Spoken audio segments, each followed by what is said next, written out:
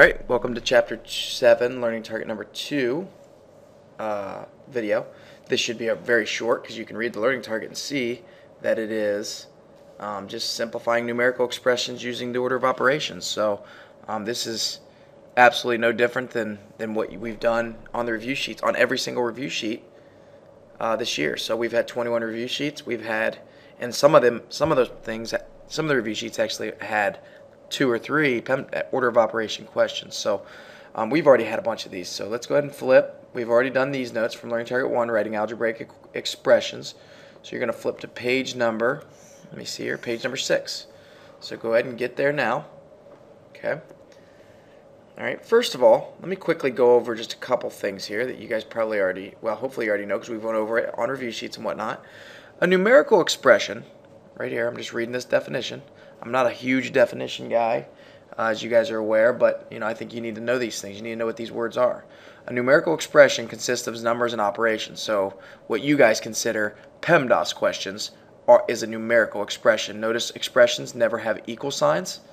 This does not have an equal sign. You can see it's just numbers and operations. Okay. Okay. The next definition there is a variable expression. Well, it's still an expression. The only difference is now there's going to be variables in there. So it might be something like this and then plus x. That could be the expression. And of course up here you'd have to say x equals 2 or something. But that would be a variable expression. You have numbers, you have operations, numbers, and then you have a variable in there as well. Okay? So that's all variable expression is, but both expressions. Okay? Evaluate. That's when you find the value. Evaluate. Everybody write that actually. Draw an arrow from the word evaluate. You ever see that word ever? It just means find the value.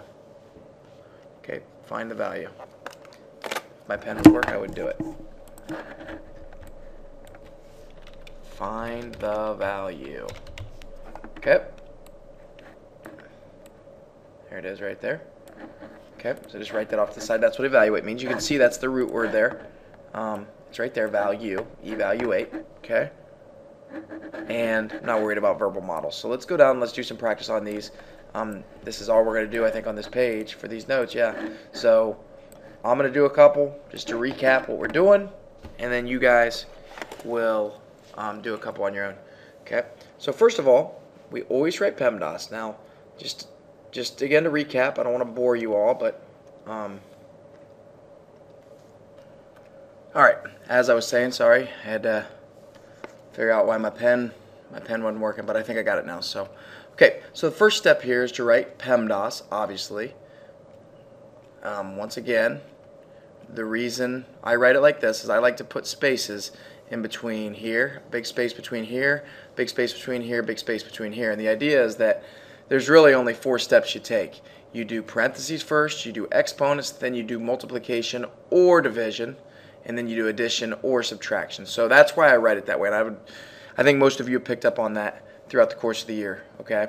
Remember, that arrow signifies the fact that we go left to right. So whatever we see on the left, we do first. So whether that's multiplication or division, we always work our way left to right. Okay.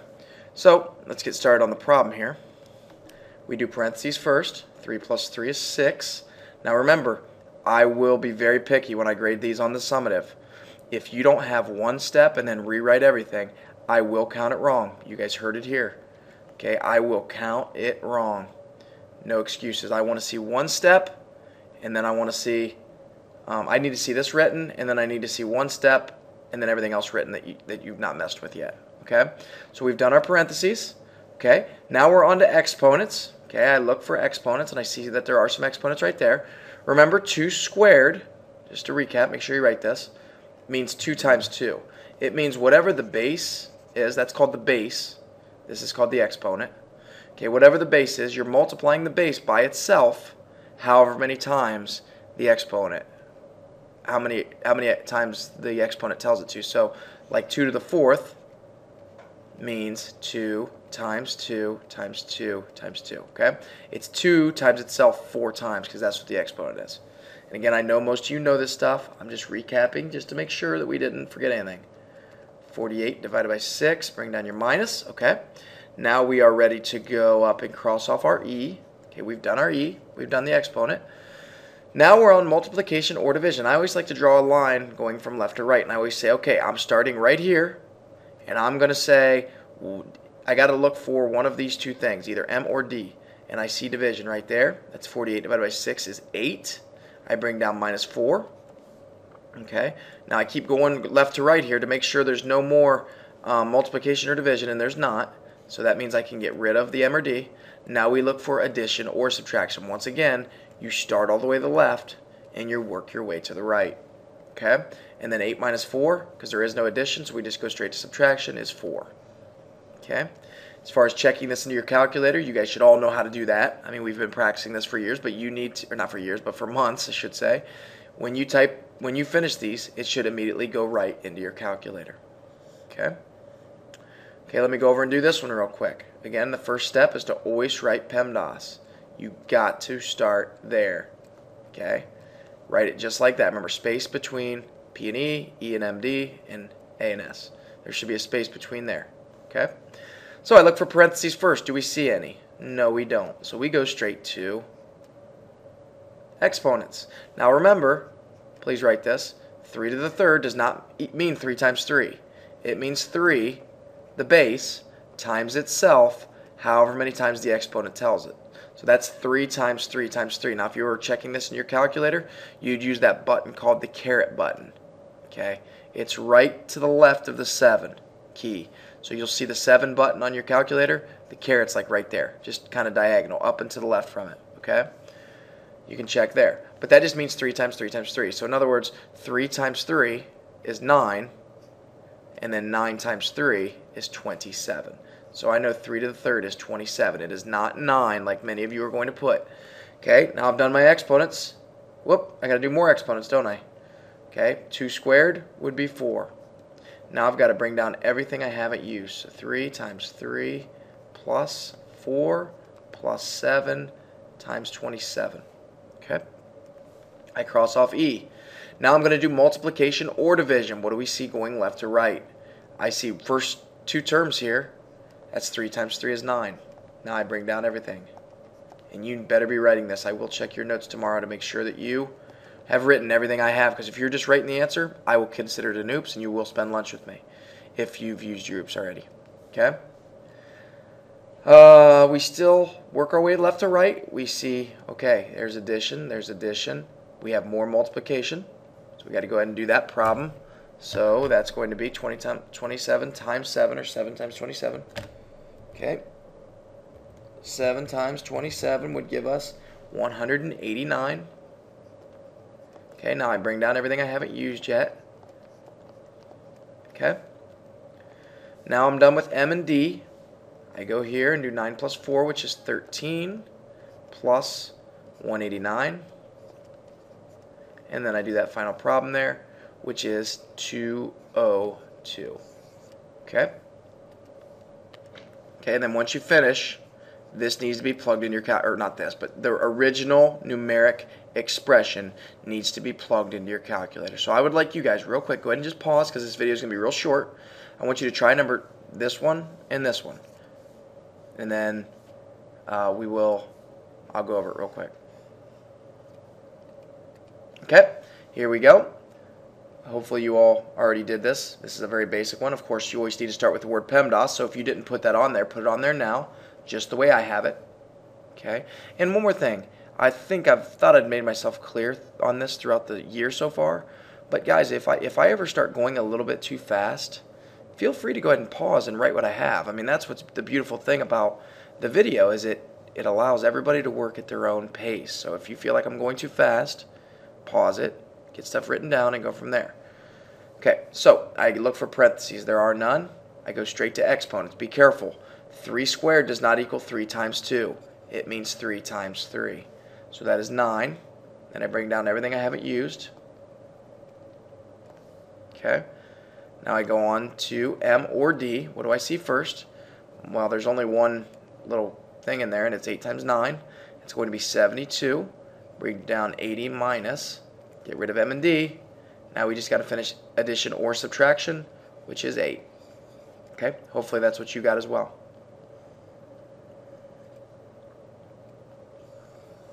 Okay, here we go. We got to start with writing PEMDAS, obviously. Once again, if you didn't, you need to, because I will be looking for that on the summative.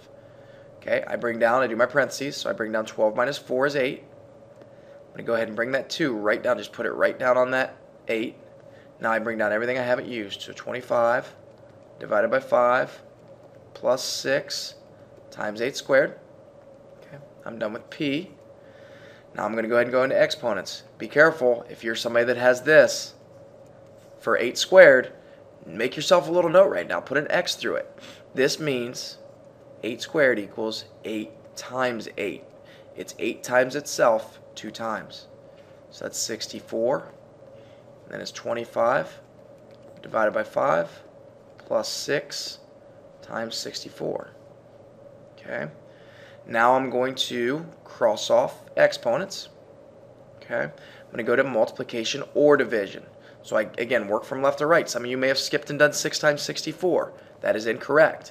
It's whatever you see going left to right. I see division first, so I do the division. 25 divided by 5 is 5, plus 6 times 64. Okay. Now I'm not ready to cross off M or D yet because I still have more multiplication. So I'm going to do 6 times 64, which gives me 384. And then bring down my 5 plus. And then I can cross off M and D. Now I'm looking for addition or subtraction, which is 389. Okay. Hopefully you all got that absolutely correct. Hopefully I got it correct. Hopefully I didn't make a silly error. But notice these little trees that I use, guys. I think that's very, very important to do, especially for some of you, mainly boys, that have kind of sloppy handwriting. And it just kind of keeps everything together. You know exactly where that 5 came from. You know exactly where that 384 came from. Right there. 6 times 64. Okay? All right.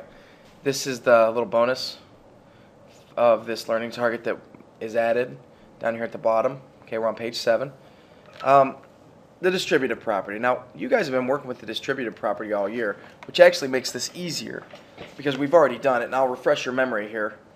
If you don't remember us doing this, it was back in chapter 1 or 2, I think it was 1, where you had to take like an expression like this, 12 plus 30, a numerical expression, and you had to make an equivalent expression using the distributive property. So it would look like this.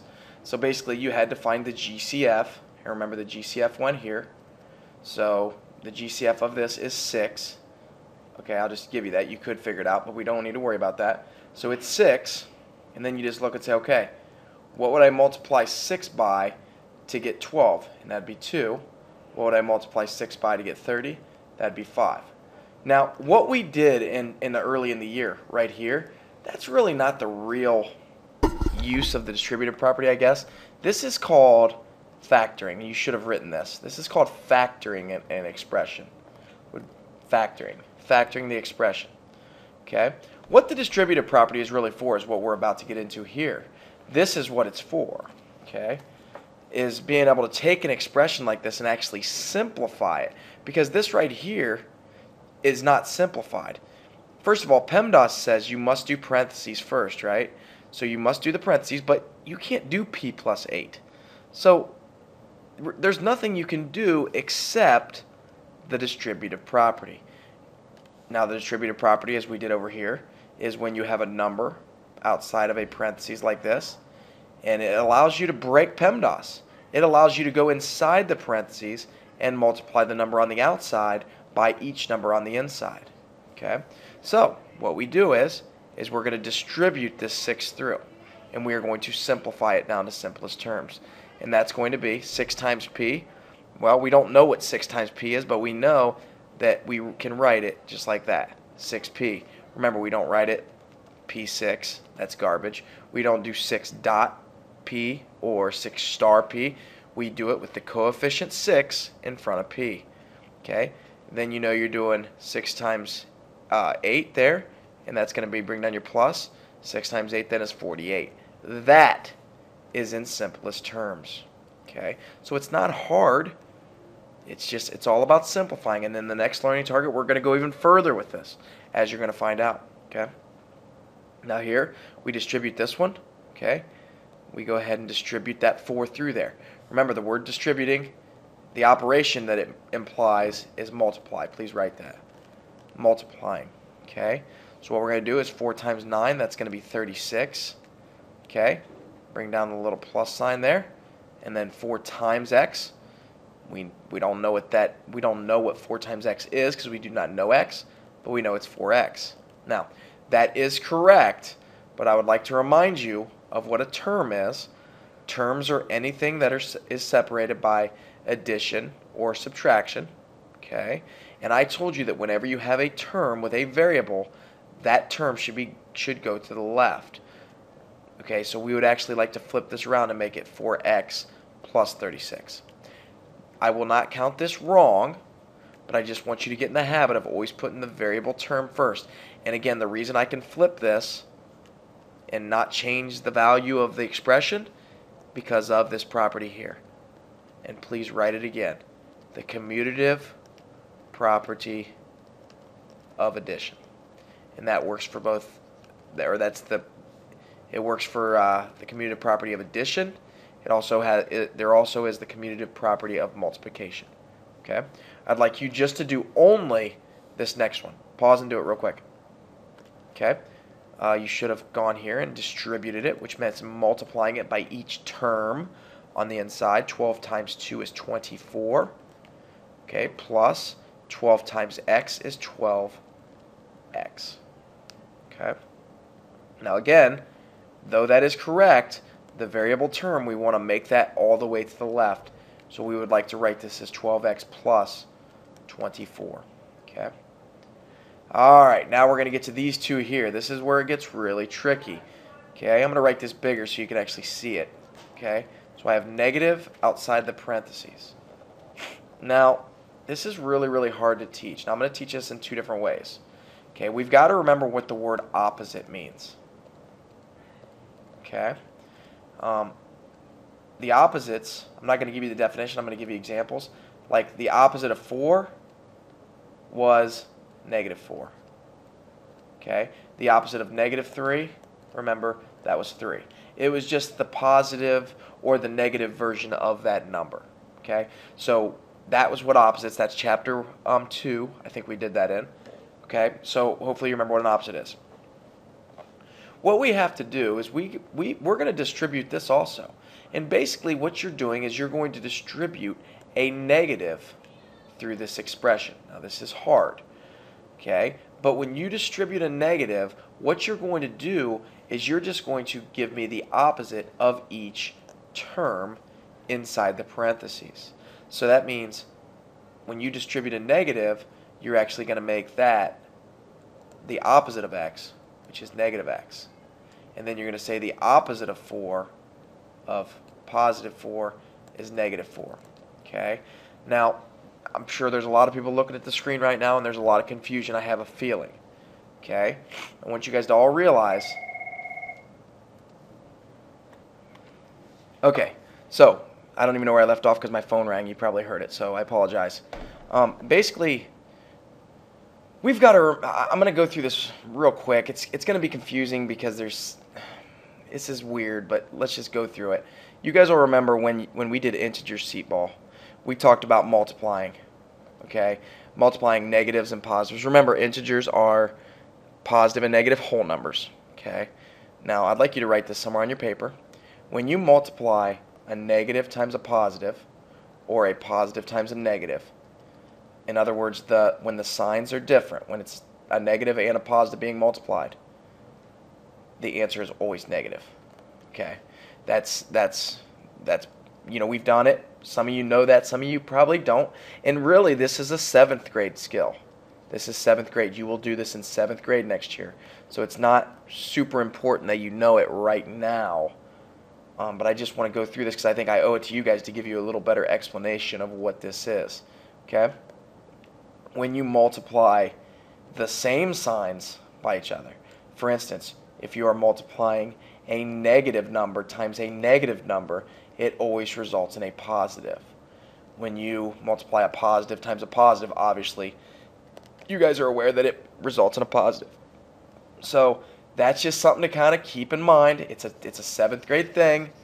But now going back to here, the reason I show you that is because when you are multiplying a negative through there, what you're really doing is you're saying you're doing negative times positive x, because there's no sign, so that means it's positive. So that's why it would result in a negative x. Okay? Here, this symbol right here, even though it's an addition sign, it also represents that this is positive 4. So what you're doing is negative times a positive 4. And to even take this a step further, there's really a little, an invisible 1 right there. And you're really distributing a negative 1 through. Okay, so you do negative 1 times negative 4, I'm sorry, negative 1 times positive 4 results in negative 4. But just so that I'm not confusing the heck out of everybody listening to this, if you ever see a negative outside the parentheses like this, just give me the opposite of whatever sign you see.